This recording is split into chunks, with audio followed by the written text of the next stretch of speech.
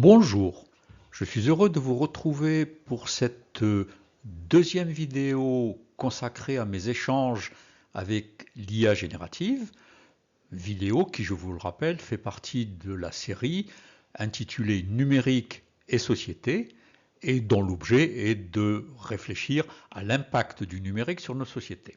Bien, mais avant de rentrer dans le vif du sujet, comme vous en avez l'habitude, je vous propose mon petit générique d'introduction. Regard philosophique est une chaîne YouTube et une communauté Patreon qui porte un regard philosophique sur les grandes questions que sont la liberté, l'amour, l'art ou encore la culture, mais aussi sur des sujets de société comme la religion, la politique ou le travail, et également sur des sujets d'actualité comme le numérique, le wokisme ou l'écologie. Si vous aussi, vous souhaitez porter votre regard sur ces sujets et d'autres encore, eh bien, rejoignez-nous.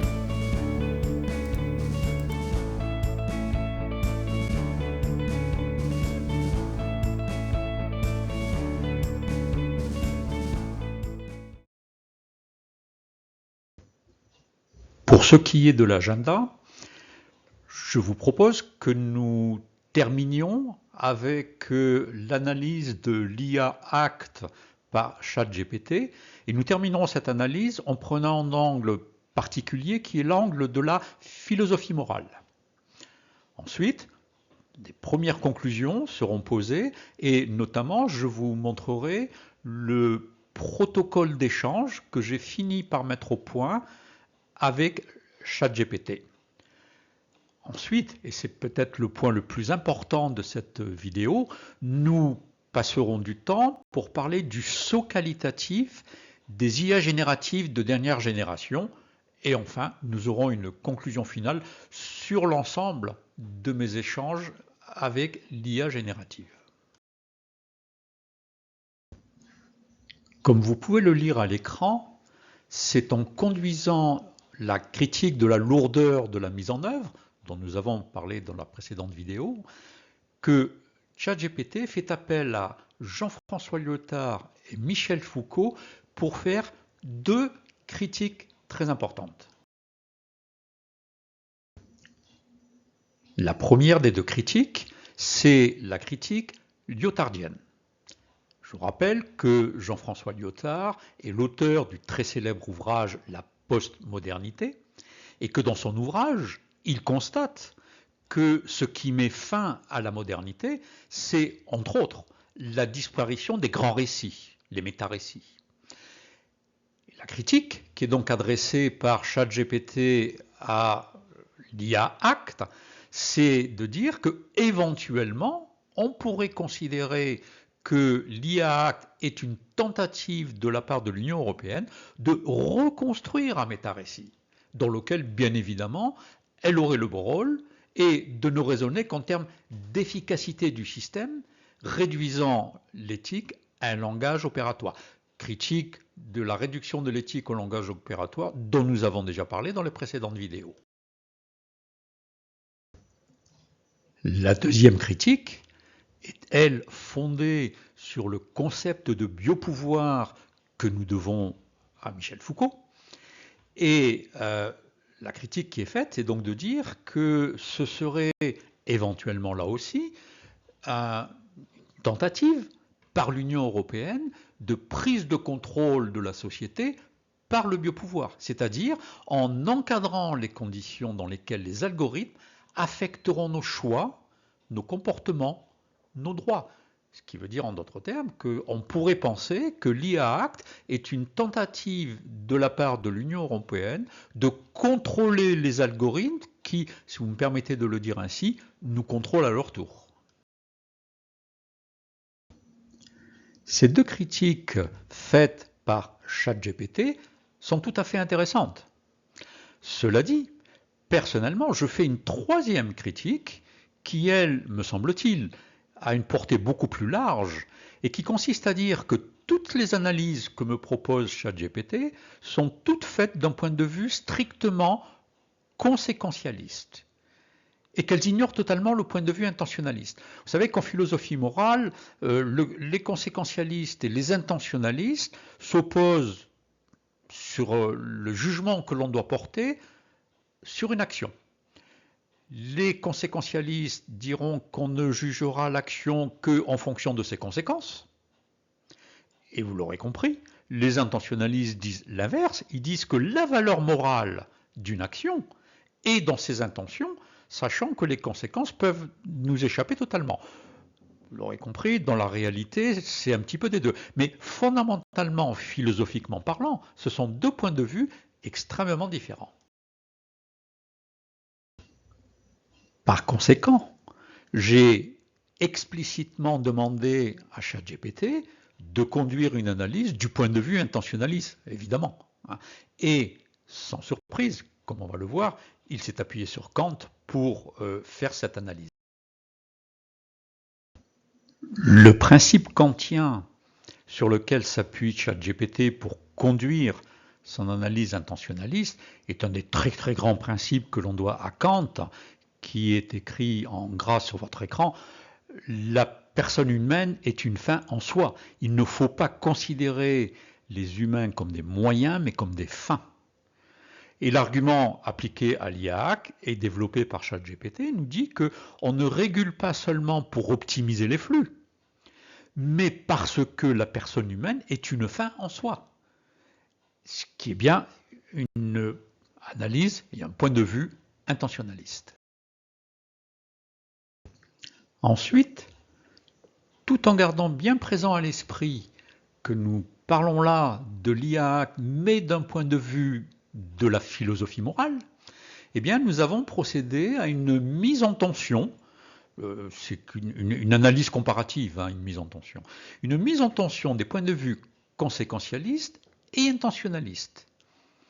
Dans le cadre d'une discussion qui était très riche d'ailleurs, très riche et très longue, sur un hypothétique processus de mise sur le marché de produits à intelligence artificielle, pouvant offrir des garanties semblables à celles de l'industrie pharmaceutique, tout en minimisant le coût et la lourdeur. Je m'explique. L'industrie pharmaceutique a un processus qui va de la molécule au médicament, qui est extrêmement formalisé, qui est très long. En moyenne, c'est un processus qui peut durer jusqu'à 10 ans, qui est très lourd et qui est très coûteux, mais qui présente l'avantage de minimiser au maximum les effets négatifs que peut avoir un médicament lorsqu'il arrive sur le marché. Donc, la comparaison avec ce processus-là, d'un point de vue impact moral, sociétal, politique des intelligences artificielles génératives, est quelque chose de très très intéressant. Pour illustrer ce parallèle, l'utilisation de ce processus pour la mise à disposition des produits issus de l'intelligence artificielle, eh bien ChatGPT finit par me proposer que nous refassions l'analyse de l'IA dans une perspective nouvelle qui est la perspective de l'éthique de la visée de Paul Ricoeur.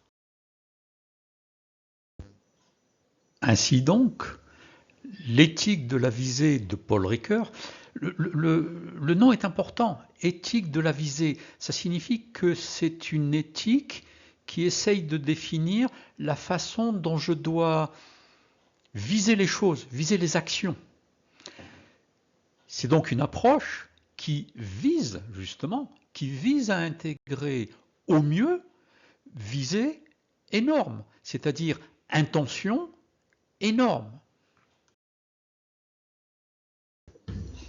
C'est donc une ligne de crête, avec d'un côté l'intention, la visée.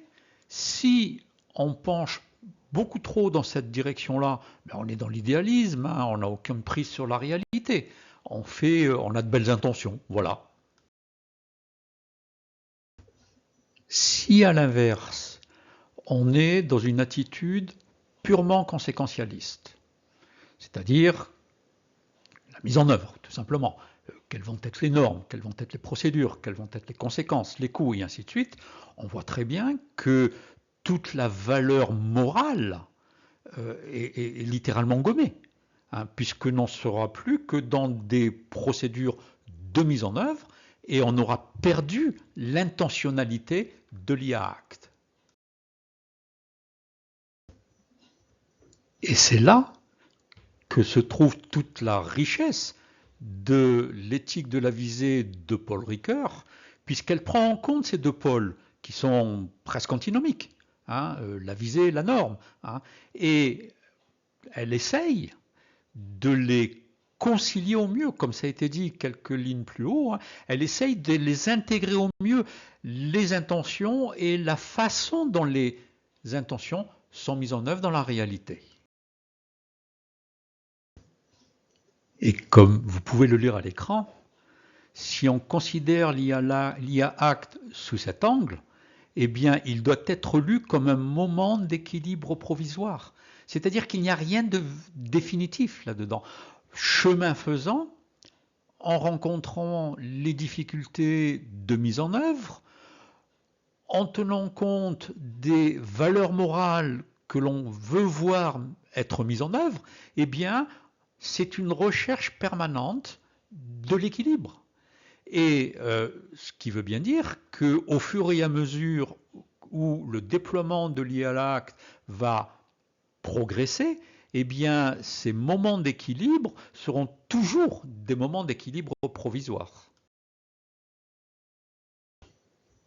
Ainsi, on ne peut être que d'accord avec la conclusion avancée par ChatGPT, qui nous dit que l'IA Act, vu sous l'angle de l'éthique de la visée de Paul Ricoeur, ça n'est pas un échec. Ça n'est pas un échec parce qu'il est imparfait. Ce n'est pas non plus un succès parce qu'il aurait de belles intentions, mais c'est une mise en tension permanente entre la visée éthique de dignité humaine et les compromis normatifs, techniques, nécessaires pour qu'elle prenne corps. Une première conclusion va porter sur l'échange que j'ai eu avec les IA génératives sur le sujet des hallucinations des mêmes IA.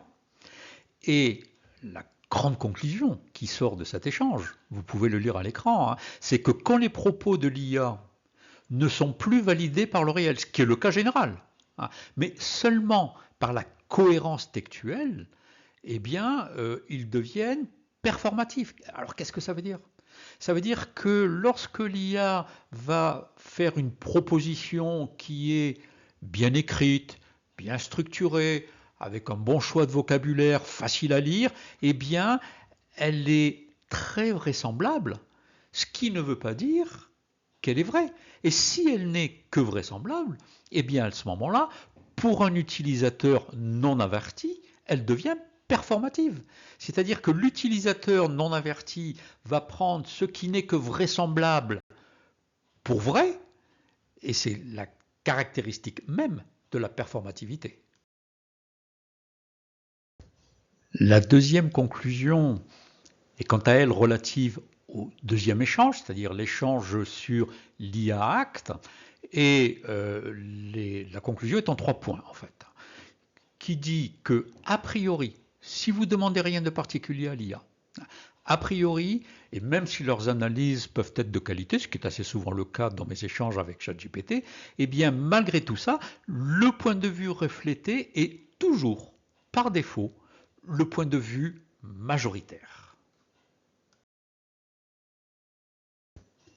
Vous l'aurez compris, si vous voulez que l'IA vous présente une analyse du ou des points de vue minoritaires, eh bien vous devez en faire la demande de façon explicite. Et à ce moment-là, elle vous les produira, mais uniquement si vous le demandez.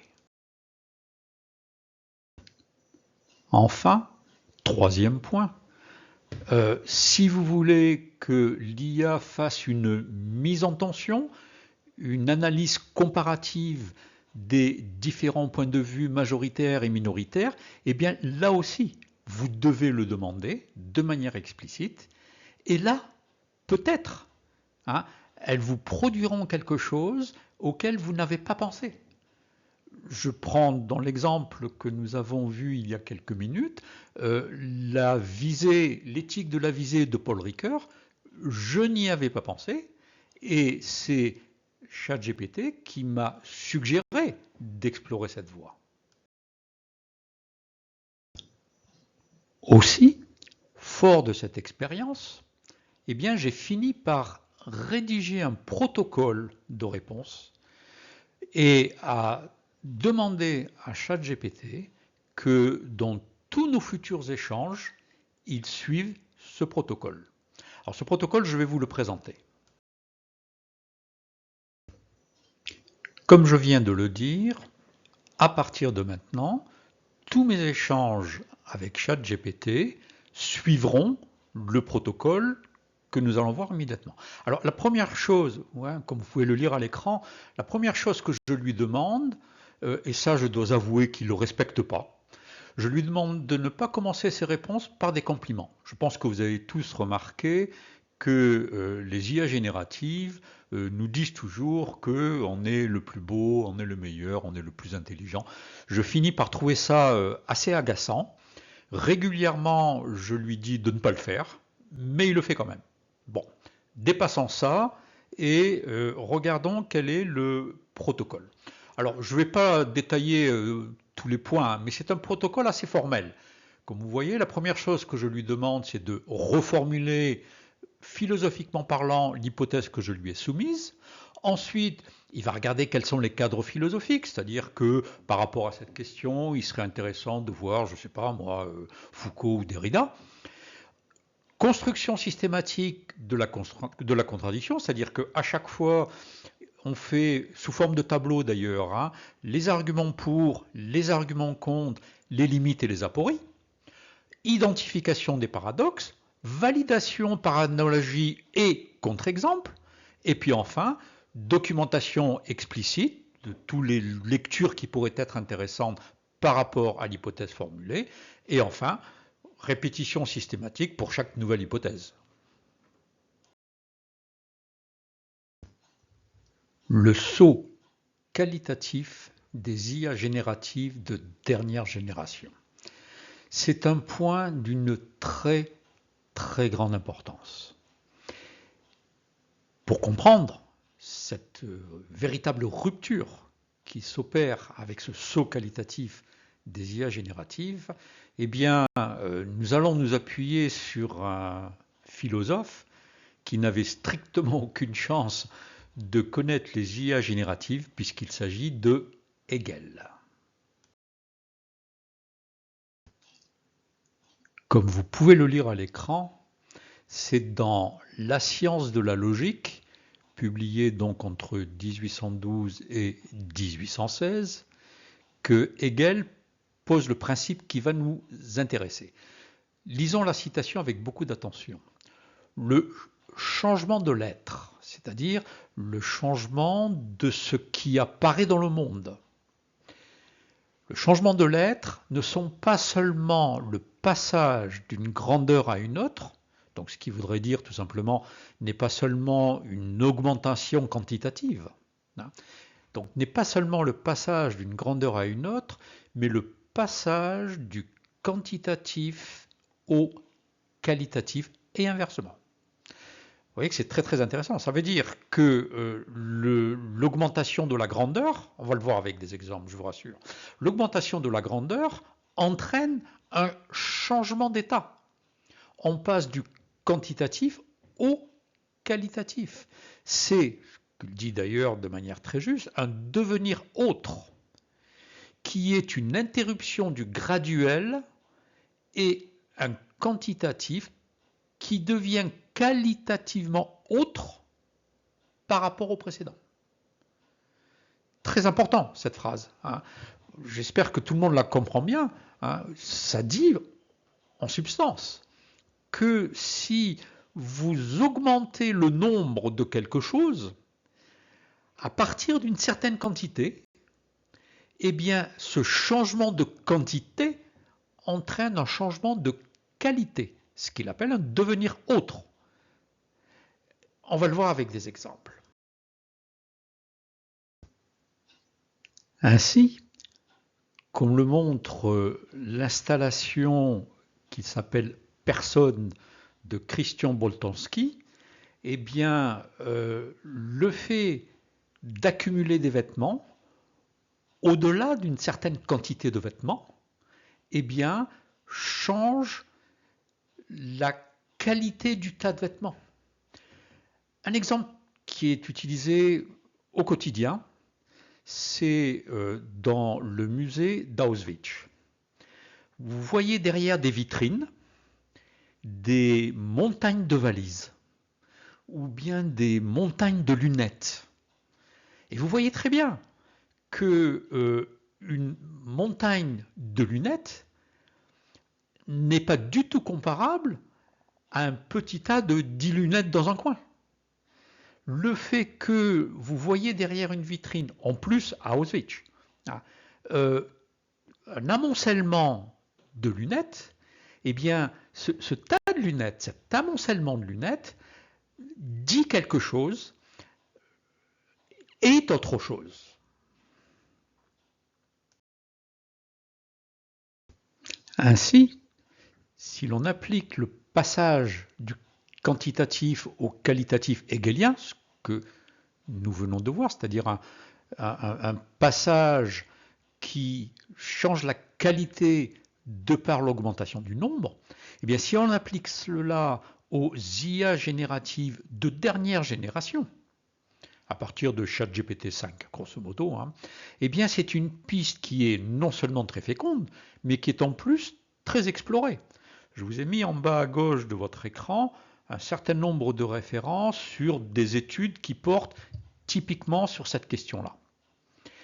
Et la plupart des études concluent, et moi avec d'ailleurs, à une véritable rupture épistémologique. Alors, entendons le mot épistémologie comme la manifestation du savoir au sens très large du terme, puisque c'est un concept qui a été mis au point par Bachelard, mais uniquement dans le cadre de la science. C'est-à-dire que pour Bachelard, il y a rupture épistémologique lorsqu'il y a découverte d'un fait scientifique nouveau. Bon.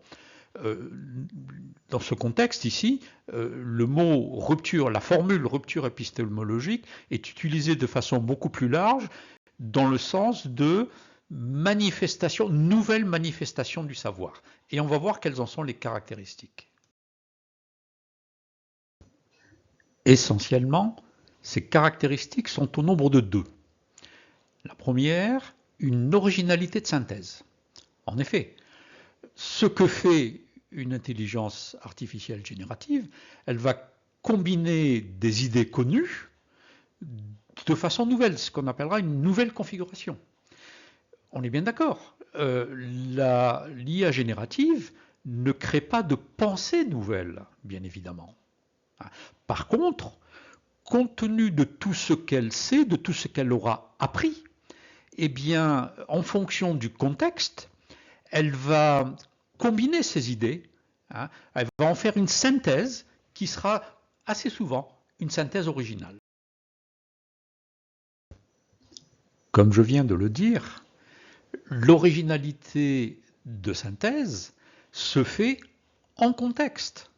C'est-à-dire que vous avez un échange avec une intelligence artificielle, l'intelligence artificielle en question garde en mémoire le contexte de cet échange et elle va donc proposer des idées, organiser une configuration particulière de ces idées dans le contexte de l'échange.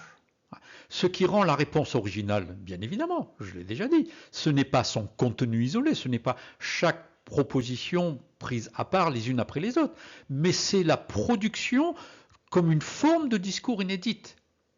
Et cette forme de discours, on l'a vu, est quelque chose qui sera ajusté au contexte de l'échange. Ainsi, selon ChatGPT lui-même, le saut qualitatif des modèles de langage. Donc on est bien dans le cœur du sujet qui nous occupe en ce moment.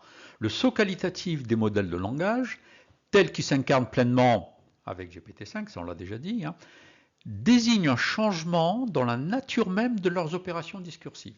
Les opérations discursives étant leurs opérations de raisonnement. Cohérence réflexive, capacité déductive, prise en compte fine du contexte, tout ce qu'on vient de dire. C'est-à-dire que leur cohérence, on l'a déjà dit plusieurs fois, leur cohérence est intertextuelle. Par rapport à ça, ils appliquent des règles de déduction et ils prennent en compte le contexte de l'échange.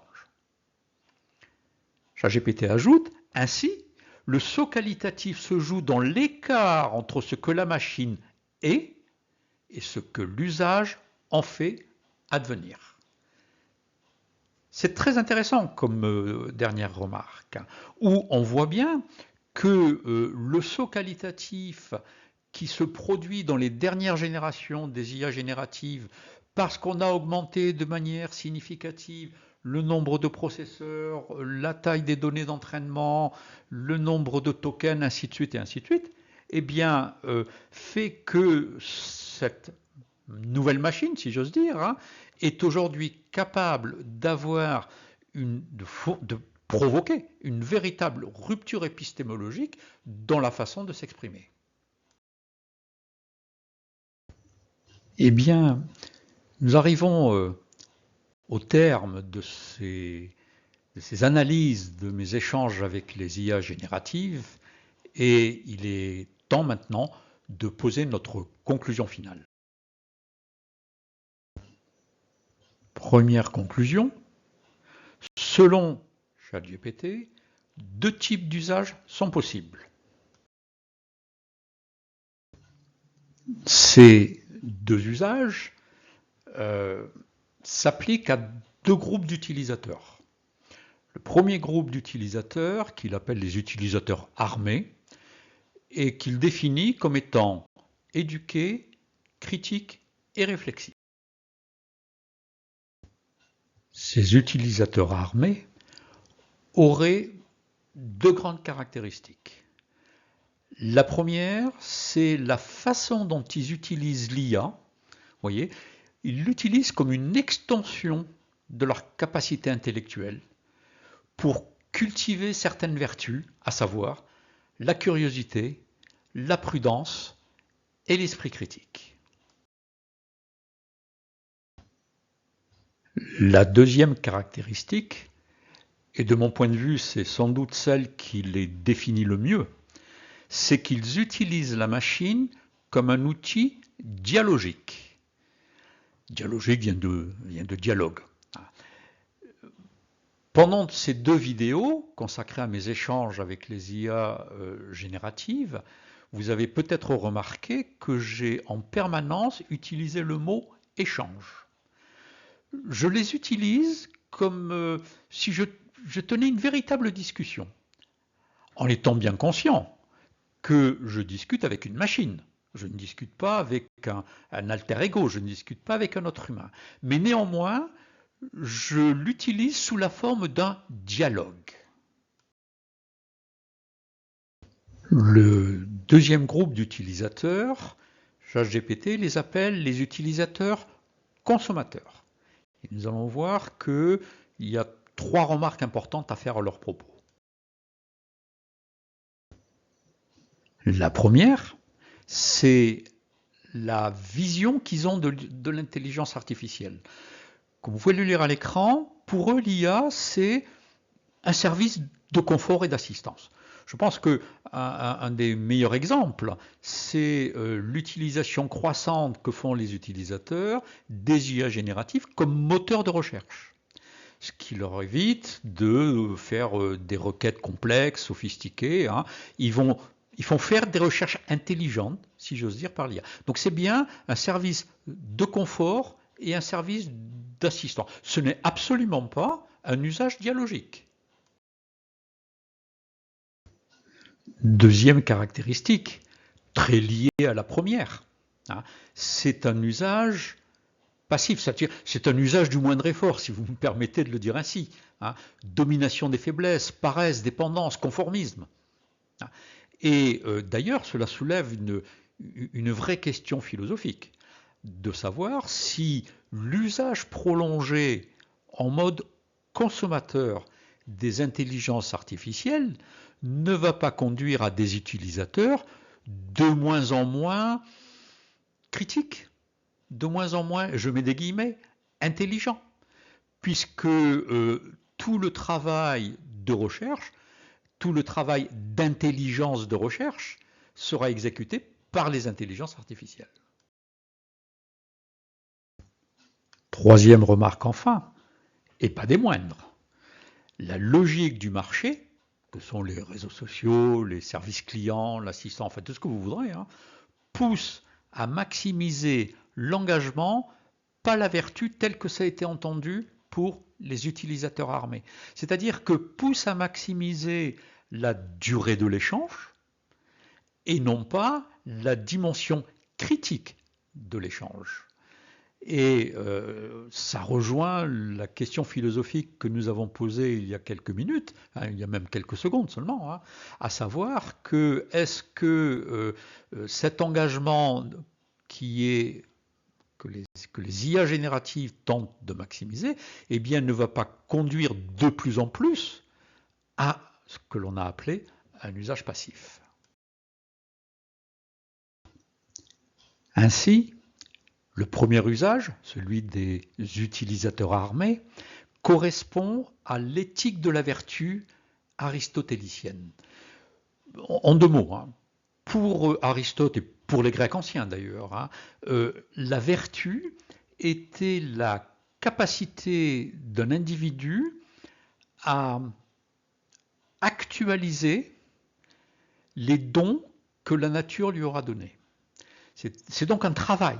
Dans l'éthique de la vertu est un travail qui permet de s'améliorer.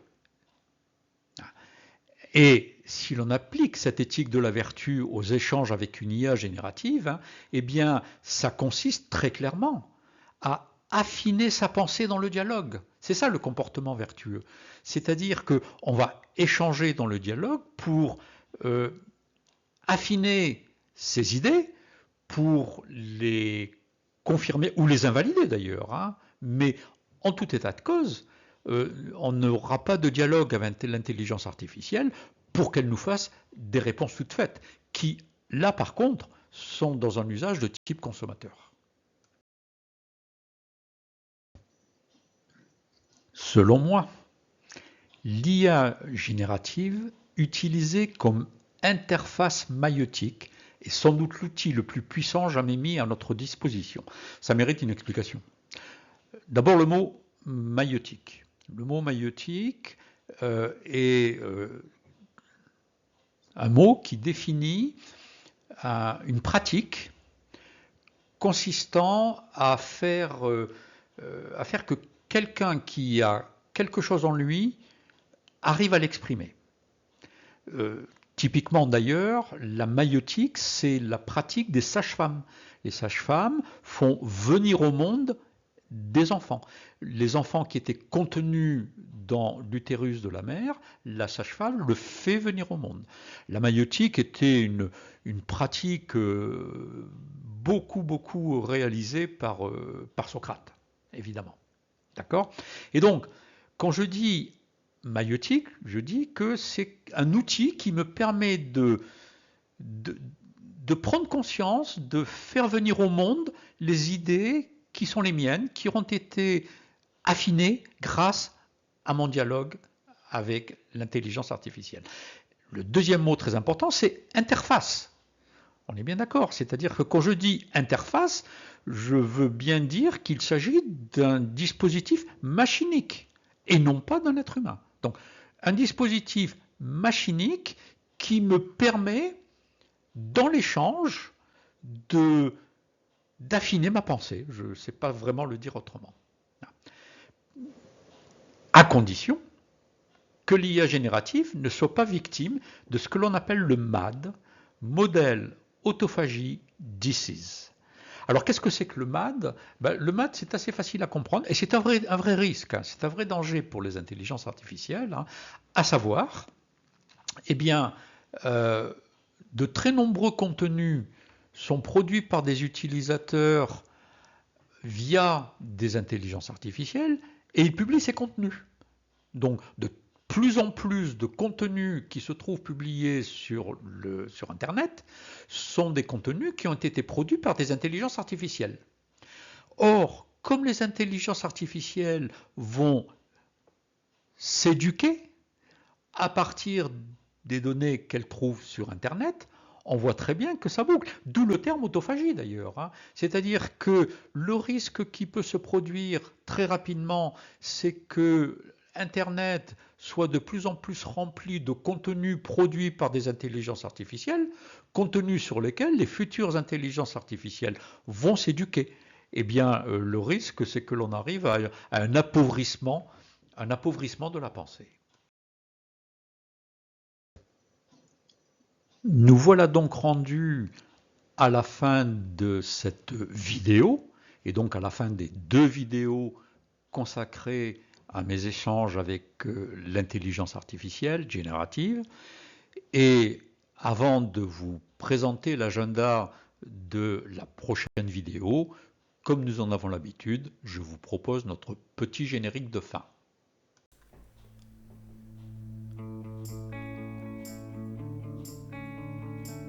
J'espère vous avoir donné envie de rester avec nous.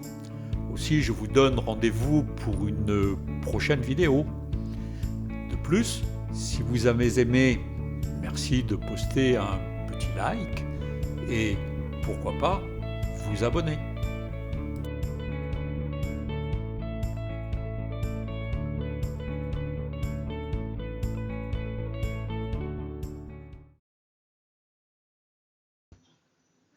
C'est en compagnie de l'économiste vénézuélienne Carlota Pérez, spécialiste des évolutions technico-économiques, que nous nous tournerons vers l'avenir pour voir quels sont les scénarios possibles. De grands scénarios, pessimistes et optimistes. Et je pense d'ailleurs qu'aujourd'hui, avec ce qui se passe sur le plan géopolitique mondial, cette réflexion conduite par Carlota Pérez peut être tout à fait enrichissante.